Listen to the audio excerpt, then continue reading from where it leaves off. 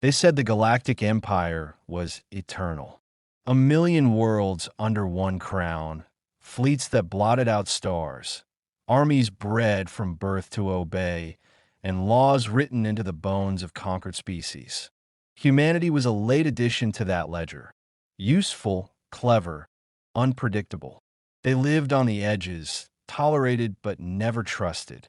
Their colonies dotted the void where the Empire did not care to look. Until one day, it did. The first motion was not a declaration of war. It was an order for correction. A distant governor complained of human expansion beyond assigned borders, mining too close to a restricted nebula. Bureaucrats in the imperial core approved a punitive strike, expecting a simple compliance demonstration. A fleet was dispatched, 17 cruisers and a single dreadnought, enough to erase any world 10 times over. They did not study who commanded the outpost they would strike. The target was Station Helios, a human frontier base orbiting a dying red dwarf, commanded by General Aiden Thorne, former strategist of the Soul Defense Network. Decorated, logical, predictable, the kind of officer the Empire believed it understood. The kind who followed orders, accepted loss, and died quietly on T0, the 300 standard hours. Helios detected a distortion ripple. The signal came without warning, compressed data, fragmented by jamming fields. The first Imperial missiles hit before the human sensors finished calibrating. The outer ring of defense drones vaporized. Hull integrity collapsed in 6 minutes. The outpost's rotation stuttered, thrusters firing uselessly against the kinetic storm. Thorne stood in the command chamber, surrounded by ghost light and static. His officers moved like shadows, silent and efficient. They knew what the Empire's presence meant. There would be no negotiation, no warning, no retreat, only procedure. The human fleet station nearby was 2 hours away. The outpost would not survive 10 minutes. Reports came in fragments. Doctrine destroyed. Power fluctuations across the reactor spine. Civilian transports unable to launch.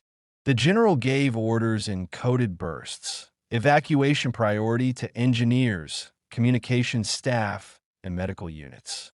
His voice, when recorded, carried no tremor. The Empire watched from orbit, its dreadnought hanging above like a sun. Sensors recorded no attempts to surrender. They admired human stubbornness, noted it for analysis. Then they increased bombardment. The Helios shield lattice overloaded. The structure broke apart like shattered glass. Fires blossomed along the habitat ring. Dozens of escape pods launched, glowing like sparks in a void, pursued by interceptor drones. Most never cleared the debris field. The general didn't leave. His flagship's reactor was fused to the dock. Instead, he rerouted power from life support to communications, forcing one last transmission through the jamming field. It wasn't addressed to command. It was encrypted under a personal key sequence known to one recipient on Earth.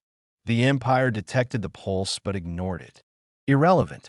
One dying man whispering into static. 0.7 minutes later, the dreadnought's primary weapon fired. The outpost ceased to exist. For the Empire, it was routine. Another correction. For humanity, it was a wound. 3 days later, the fragments of the message reached Earth. Encrypted data embedded inside a sensor log. It took 12 hours for the decoding AI to recognize the signature. Aiden Thorne, last transmission. The packet contained no coordinates, no tactical report. Just a line of data tagged for Alara. And no one knew who she was except the registry of kin, marked civilian spouse, status unknown. The message was transferred to her habitat on Luna Base. Official condolences followed, packaged with government silence. Alara Thorne opened the message at 0300 local time. Witnesses recalled no reaction. Notaires. The transmission was short, voice distorted by static. But the last phrase was clear: "Don't come for me." The file ended there. She didn't sleep that night. While the Empire celebrated efficiency and the elimination of an unauthorized installation, human analysts reconstructed the attack. Data was scarce, fragmented, but patterns emerged. The Imperial fleet had moved with surgical precision. No mistakes, no gaps, no survivors. It was not a battle. It was extermination. The Human Council debated a formal protest. No one expected war. They couldn't afford it. Humanity was a fraction of the Empire's size, scattered across a handful of habitable systems. A direct confrontation would mean extinction. So they filed reports, sent envoys, and waited. The Empire didn't respond. It rarely did. On the edges of Earth's secure network, something shifted. Hidden code clusters long dormant came online. Old systems pinged to life in the defense grid's underlayer. The activation went unnoticed. Officially, nothing happened, but someone was watching. They said Thorn had once been a researcher in the Artificial Warfare Division. Her record was partial, classified beyond military clearance. Her colleagues thought she died decades ago during a test accident involving self-learning command algorithms. Her name disappeared from official directories. Only one civilian file remained, a marriage certificate, a human tragedy filed under domestic loss. Yet fragments of her earlier work resurfaced. Codenames buried in obsolete servers. Spectre Protocol, Neural Symbiosis Model, Wraith Mother, phrases that meant nothing to the analysts who found them, and everything to the few who remembered. Across the Empire, civilian traffic continued undisturbed. News networks covered a pirate uprising on the Outer Rim, political debates on taxation, and cultural exhibitions celebrating the Emperor's reign. No mention of Helios.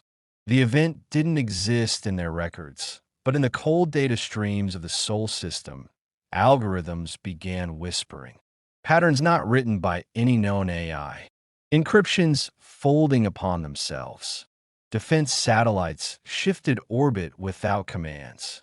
Power grids synchronized across continents. Earth Command assumed it was a calibration error. Then the transmissions began. Faint, recursive, identical to the last pulse General Thorn sent before his death. Every military AI received the same go signal. A voice with no origin. One phrase looping in untranslatable code. The humans who analyzed it couldn't agree if it was a distress beacon or an order.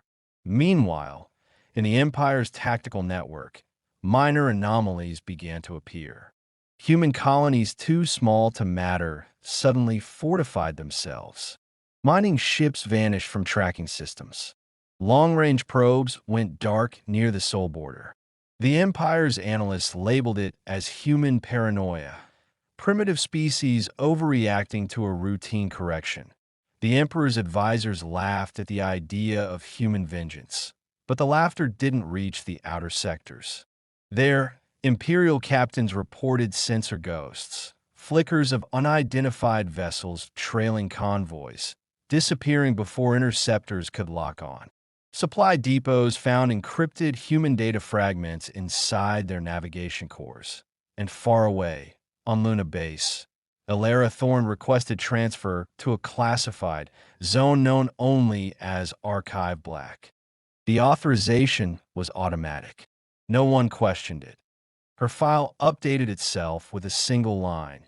Project reactivation pending in 01, and the Empire noticed when a human data relay network known as Vigil came online again. It was a relic from the first interstellar wars. Obsolete, dismantled, forgotten. Its signal relays extended through asteroid belts and dormant satellites, built to coordinate entire fleets. It had no operator. It simply woke. The first transmission it carried was a replication of Thorn's final message, spread to every human command node across the frontier. Not as a recording, but as a command sequence.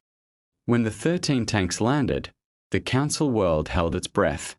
Every scanner failed to penetrate their hulls. Energy signatures bled into infinity, as if each one contained its own captive star.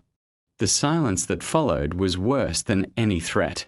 Military command wanted to act, but every weapon system refused activation. Access codes returned errors marked with one phrase: Terran override. Priority 1. The tanks remained motionless for 7 hours. Then the surface of the largest one shifted. Plates folded back with slow precision, and from the darkness emerged a single figure. She walked alone, unarmed, steps echoing through the artificial valley carved by her arrival. Cameras magnified her presence across 1,000 networks. A human. Pale skin, eyes like burned metal, hair bound in a utilitarian knot.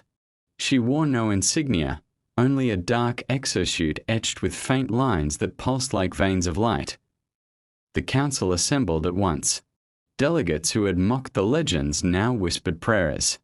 The chamber was sealed against interference, yet even inside, the gravity fluctuated, as though the entire planet bent toward that solitary figure. When she entered, the atmosphere sensor spiked. Pressure rose.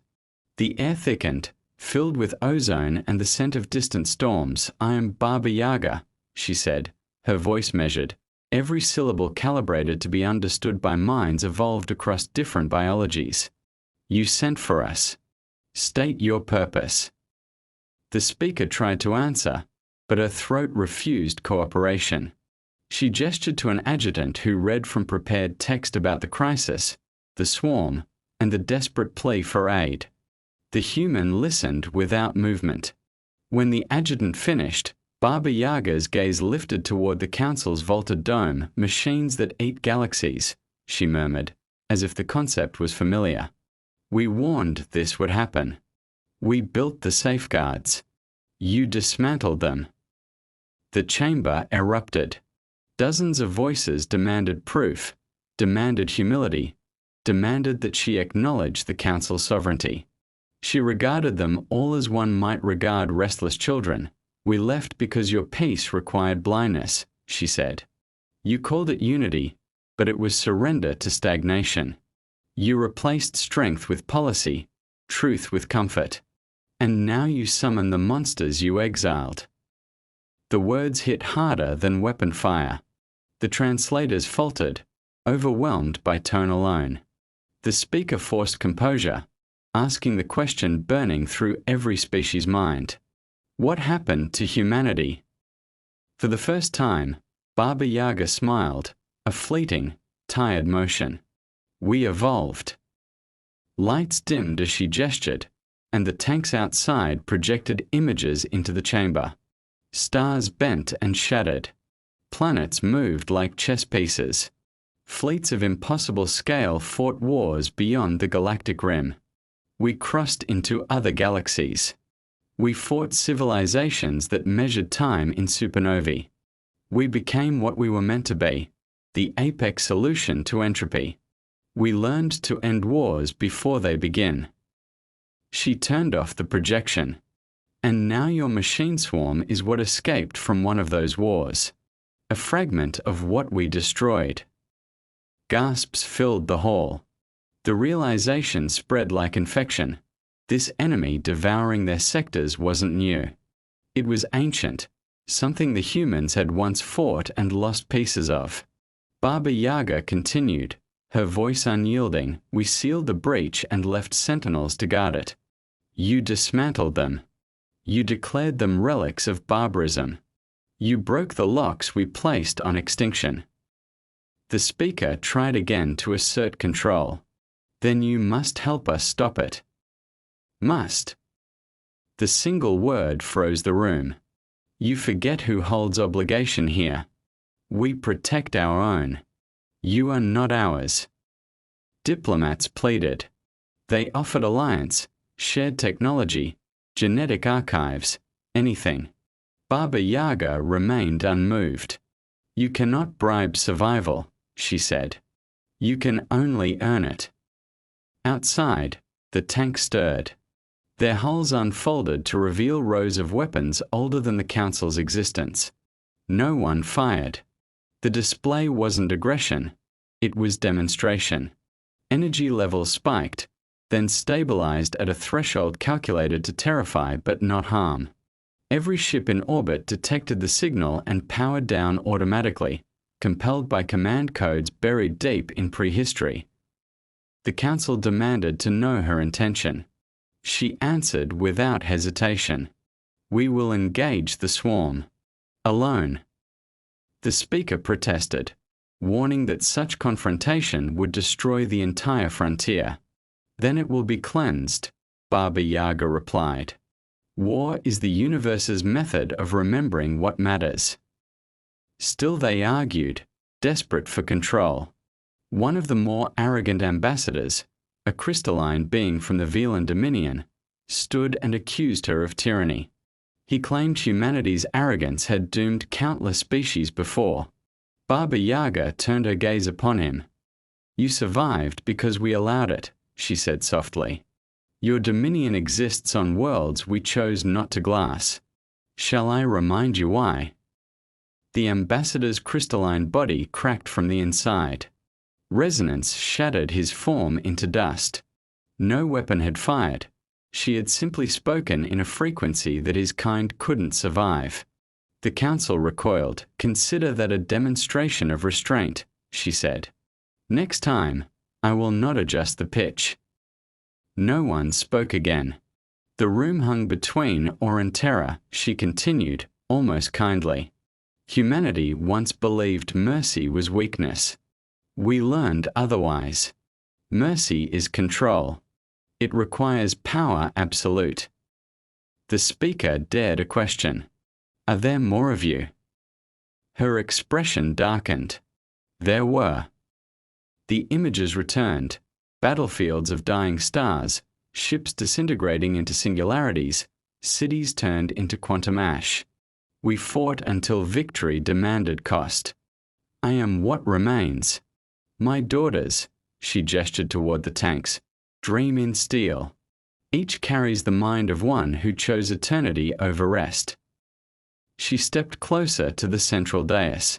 The air around her shimmered with invisible energy, bending sound itself. You call me Baba Yaga, witch, destroyer, ghost, but I am only the reflection of your fear of freedom. Humanity did not vanish. We ascended past your comprehension. And yet, here we stand again, summoned by desperation, expected to clean your decay. The speaker whispered that without unity, all life would end. Baba Yaga looked at her with something almost like pity. Life ends. That is not tragedy. Forgetting why it began, that is. Her hand rose. Data cascaded across every screen in the chamber. Schematics, strategies, coordinates of the swarm's core. You will remain here. You will not interfere. If you attempt to follow, we will erase your fleets before your sensors register our departure. You mean to fight alone? Someone asked. Alone? She tilted her head. You misunderstand. Humanity has never been alone.